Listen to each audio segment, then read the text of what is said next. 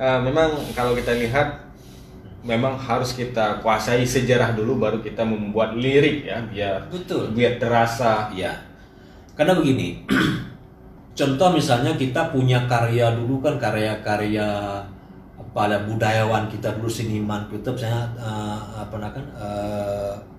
Abdullah Arif. Ya. Abdullah Arif. Syair-syair yang dibuat oleh Syekh Pantegulu ya. Ya kan? Itu mereka bagaimana yang menerjemahkan sebuah nazam, membuat sebuah nazam itu dari intisarinya Al-Quran, intisarinya kitab. Ya. Nah, dibuatlah sebuah nazam nasihat, nazam peringatan. Nah, itu yang kita contoh. Sama seperti Rhoma Irama bikin lagu. Dia baca sebuah ayat, bukan ayatnya dijadikan lagu. Tapi intisari ayat itu dijadikan lagu. Seperti lagu judi. Nah, di sana kan ada ayat mengatakan tentang hamar ini judi. Nah, bagaimana kita menerjemahkan itu? Nah, sama juga seperti kita bikin lagu cinta. Misalnya begini. Sekarang ada kasus misalnya gara-gara chip suami istri bercerai. Betul. Ayo, gimana kita bikin lagu? Ya. Rata-rata banyak begini, bikin lagu gara-gara chip na mucre deda-deda. Jangan kayak gitu. Tidak, itu menerjemahkan langsung namanya. Atau koran buka lagu salah. Yeah. Mana nilai sastranya? Yeah. Mana nilai puitisnya? Yeah. Nah, dari jamun kagepegah li Allah lam Quran.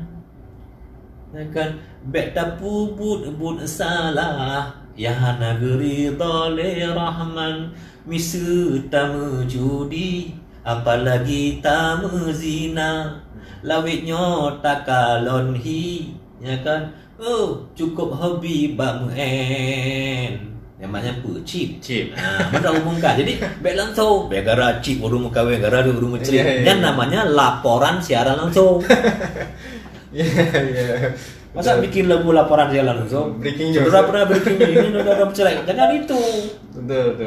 Kayak Roma judi, menanamkan keimanan. Nah, itu namanya baru membuat sebuah kisah itu jadi sebuah karya sastra. Artinya mensurahkan hadis ataupun intisari dari Al-Quran ke dalam bait-bait lagu. Coba dengar lagu saya judulnya Karam Bahtera. Itu cerita kasus kawan saya. Dia cerita dia itu seorang suami ditinggalkan istrinya karena dia miskin, nggak punya uang. Istrinya pegawai. Dia cerita satu hari dulu cerita. Ketika saya terjemahkan Sumalo judulnya Karam Bahtera. Di situ saya nggak menceritakan nanti draurungi gara-gara menua mencet kamu gitu. Coba dengar Karam Bahtera. Dile sama menjanji. Coba cara memainkan kata-kata itu pelajari. Bukan saya sombong, bukan takabur. Adik-adik kalau mau bedah syair saya. Karena saya waktu bikin lagu saya bedah syair Ebit GAD. Saya bedah syair Rhoma Irama. Setelah saya bedah ketahuan apa isinya, baru saya bikin syair saya. Saya belajar tidak langsung itu namanya belajar otodidak. Nah, namanya otodidak itu punya juga referensi, tapi kita bedah punya orang. Oh begini maksudnya, oh ini tujuannya. Artinya menciptakan lagu itu bukan hanya sebuah menuangkan sebuah pemikiran kita itu tidak sebatas itu. Tidak sebatas itu. Bangkai hidup ditulis enggak punya rumusnya, punya caranya. Sampai orang kan nggak ada hubungan saya dengan judul lebih palolong. Kan enggak connect. Apa dulu harus bebas. Apa dulu bebas terserah mau apapun boleh, mau musik dulu silakan, mau cari dulu mau silakan bebas. Nah, tetapi setelah dibuat itu waktu dibungkus ini punya aturan. Ya, kita punya aturan ada pantun abi-abi. Pantun pun bebas. Asal terjadi harmonisasi. Dalam sebuah karya itu jadi harmonisasi antara judul, syair, irama harmonis.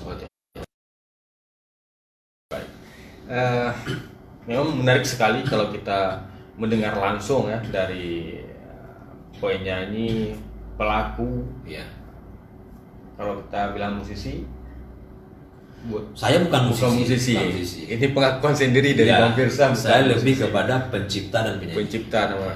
Jadi lebih kurangnya seperti itulah bagaimana kita membuat sebuah bait lagu bukan saja menuangkan pikiran tetapi syarat makna, syarat pesan, nasihat, apalagi yang syarat pesan agama sih, terkandungan pesan agama, moral. Karena kita cari duit, meminjam telinga dan mata orang. Betul. Itu hamba Allah itu. Ya. Yang mata situ ada anak kecil, orang tua, ulama, guru, cendekiawan. Masa kita tidak bermoral membuat syair? Sudah meminjam telinga dan mata orang, keluarin duit lagi, beli data, nonton YouTube, dulu beli CD. Kita harus punya rasa tanggung jawab moral berarti. Jangan asal-asalan. Jangan asal-asalan. Jangan maunya gue, nggak boleh. Dan ini catatan untuk pemerintah. Sampai hari ini pemerintah belum ada upaya untuk membina seniman. Ini harus dibina sebenarnya, supaya tidak lahir karakter yang sembarangan, tidak lahir karya yang sembarangan. Untuk bagaimana semua seni di Aceh itu, karyanya itu punya tanggung jawab moralitas dalam konteks untuk menjaga culture Aceh itu bagaimana. Kalau bicara culture, ada culture, kalau istilahnya kita adat bak podumurhum hukum bak syuala kanu damarusan sandi bersihkan syarak bersandikan kitabullah latama lagi urut pada di situ. Itu yang harus tanggung jawab itu harus ada sama seniman-seniman kita. Jadi ketika berkarya, saya orang Aceh, identitas kita orang Aceh, saya pertontonkan ini sama ke anak Aceh dan keturunan Aceh. Nah, ketika saya sarankan keluar pun, saya membawa nama Aceh. Jangan kita rusak. Minimal, nggak bisa memperbaiki, jangan merusak. Minimal, nggak bisa memperbaiki, jangan merusak yang kali kepukan. Iya.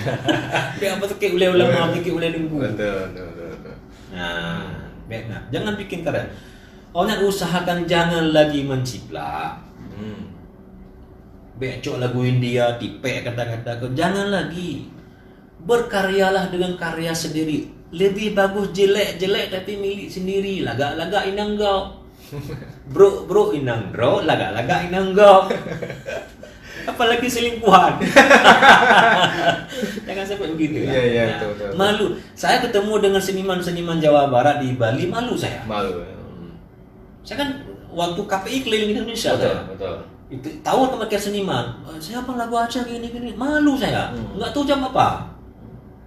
Toh karya Bali nggak ciplak punya orang, tetap asli ya. Asli. Ya. Ayo, mana yang punya dulu? Betul. Karena di tengah geliatnya industri yang seperti yang Bang bilang tadi, yang terus berkembang kita juga harus selaraskan ataupun harus diikuti dengan bait-bait yang mengandung petuah-petuah tadi ya. Jadi sebenarnya ini pemerintah, DPR harus membuat satu program. Program lintas instansi, banyak ada keterlibatan MPU, MAA, Dinas Kebudayaan, Dinas Pendidikan. Bahwa mari kita bina seniman-seniman ini, kita arahkan itu pengetahuan. Mereka tidak punya ilmu ini. Kita tanamkan tanggung jawab agamanya. Kita ajarin bagaimana cara membuat musiknya. Karena sudah punya orang yang akan notasinya, bikin musik bagaimana, kemudian cara bikin syair bagaimana, cara bikin irama bagaimana, supaya dia punya nilai sastra. Sastra begini banyak. Kita punya Kanda Amir Hamzah, sastrawan, beliau bisa kasih materi sastra begini. Nah, ini nggak pernah dikumpulkan oleh pemerintah. Ini dibuka jalan, trotoar, untuk program, bikinlah program ini.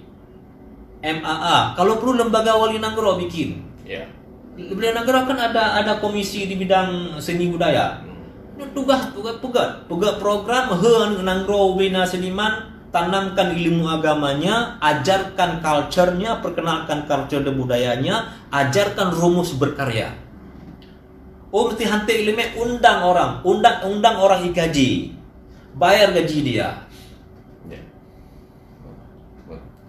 Ini Oh, lu pingin misalnya kita pingin lagu Aceh ini ada unsur Arabnya sedikit. Undang seniman-seniman Arab, undang seniman India yang Muslim, ajarin di sini. Perkenalkan mereka. Supaya kenapa? Aceh ini bisa mendunia. Ya.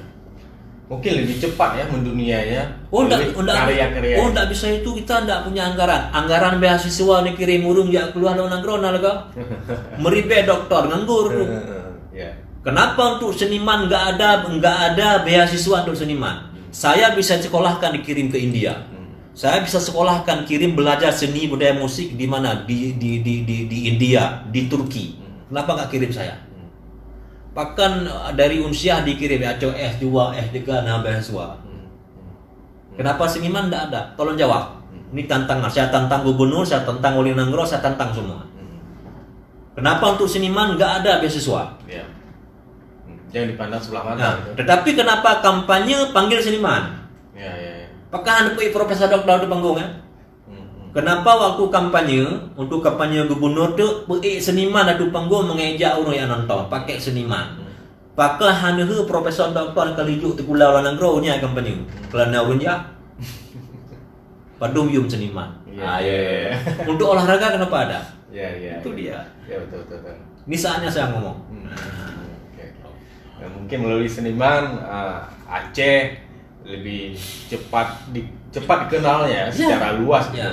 Karena itu tidak membutuhkan modal yang paling besar. Bali itu maju, Bali itu kaya bukan dengan olahraga.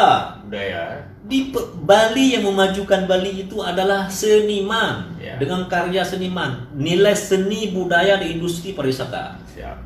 Seniman di depan. Kan memang lah. Ya. Kita nyo anggaran bola uberaya tu. Pon ni. Seniman nak pon. Mereka nak pergi perkara olahraga seniman juga. Yang nak PKA. PKA kan ajang prestasi.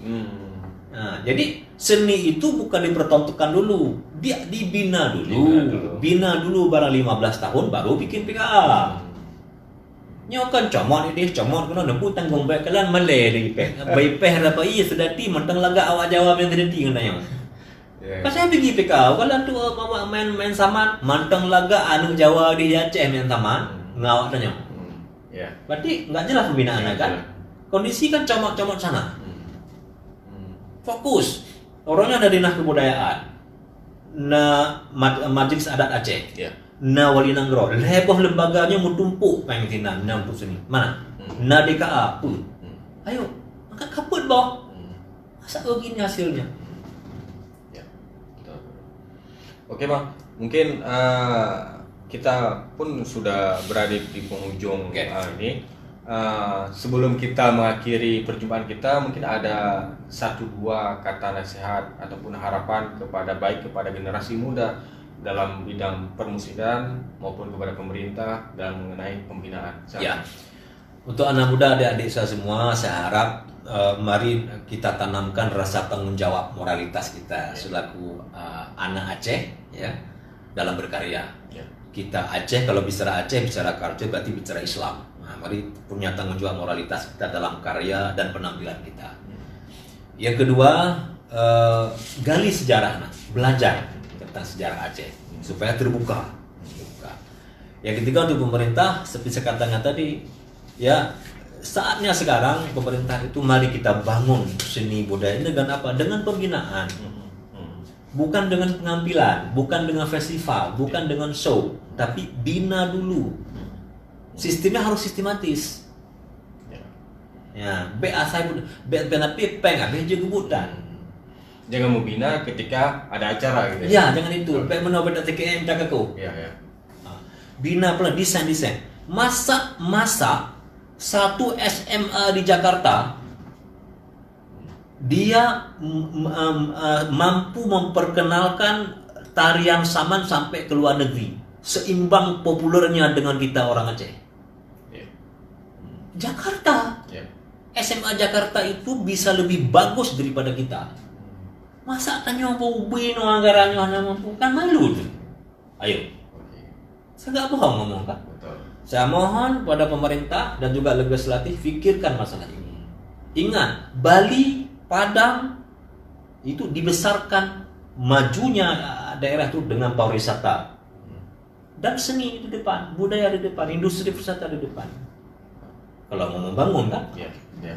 Oke, mungkin bisa juga masuk ke dalam salah satu mata pelajaran muatan lokal. Muatan lokal, betul. Kita ada muatan lokal. Betul. Mungkin kesenian-kesenian seperti ini bisa Ya, dimasukkan. ya. Supaya anak-anak kita dari kecil sudah mulai Bisa baca hikayat, baca nazam. Ya.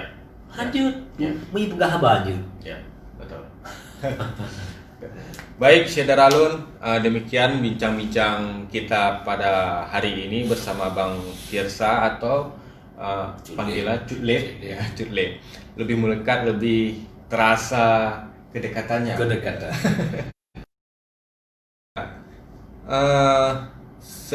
Sudah 30 menit lebih kita berbincang-bincang mengenai industri musik. Tentu banyak hal yang bisa kita petik dari penyampaian Bang Firsa tadi. Semua ini bisa kita ambil intisari masing-masing.